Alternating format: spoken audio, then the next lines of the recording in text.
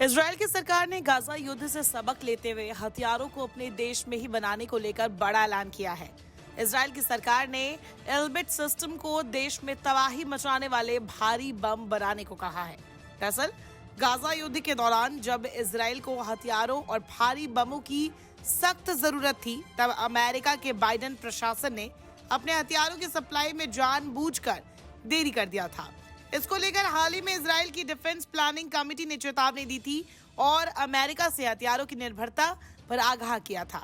अब इजराइल की सरकार ने दिग्गज हथियार बनाने वाली कंपनी एल्बिट सिस्टम से 27 करोड़ 50 लाख डॉलर का समझौता कर लिया है। इससे पहले भारत भी विदेशी हथियारों पर निर्भरता को कम करने के लिए मेक इन इंडिया और आत्मनिर्भरता की राह पर चल पड़ा।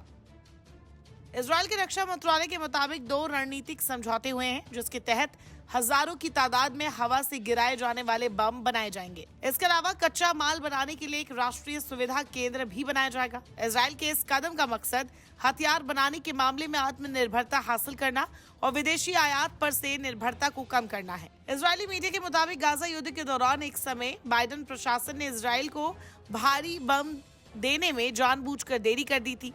बाइडेन नेतन्याहू सरकार की नीतियों से नाखुश थे। इसके अलावा इजराइल को विदेशी स्रोतों से कच्चा माल हासिल करने में भी दिक्कत आई। इन्हीं वजहों से इजराइल को लगा कि उसे आयातित रक्षा सप्लाई से निर्भरता खत्म करनी होगी और इसी वजह से बेंजामिन नेतन्याहू अपने देश इजराइल में हथियारों का उत्पादन बढ़ाना चाहते हैं। इजराइल जो राष्ट्रीय सुविधा केंद्र बनाने जा रहा है, वो बम बनाने में इजराइल को मदद करेगी। इससे इजराइल की सेना अपनी लंबी अवधि की कार्रवाई की क्षमता को मजबूत करेगी। इजराइल को उम्मीद है कि जल्द ही इजराइल बम बनाने के मामले में आत्मनिर्भर हो जाएगा। इजराइल और अमेरिका के बीच गाजा और लेबनान युद्ध शुरू होने के बाद से ही हथियारों की सप्लाई को लेकर तनाव देखा गया है। यही नहीं, अब इजराइल को डर सता रहा है कि नेटो देश तुर्की के साथ भी उसे निकट भविष्य में संघर्ष में उतरना न पड़े। अमेरिका ने भारी बम देने से पहले शर्त रखी थी कि इजराइल गाजा में मानवीय मदद भेजने की अनुमति दे। यही नहीं, बाइडेन की पार्टी ने तो हाल ही में इजराइल को हथियारों की सप्लाई रोकने या उस पर कई तरह के प्रतिबंध लगाने के लिए वोट किया था।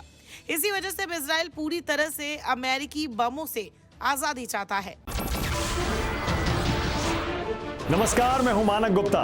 अगर आपको हमारा ये वीडियो पसंद आया हो तो इसे लाइक और शेयर जरूर करें और हाँ, हमें सब्सक्राइब और फॉलो करना ना भूलें ताकि आप देश और दुनिया की कोई खबर मिस ना करें। तो जुड़े रहिए हमारे साथ और देखते रहिए न्यूज़ 24।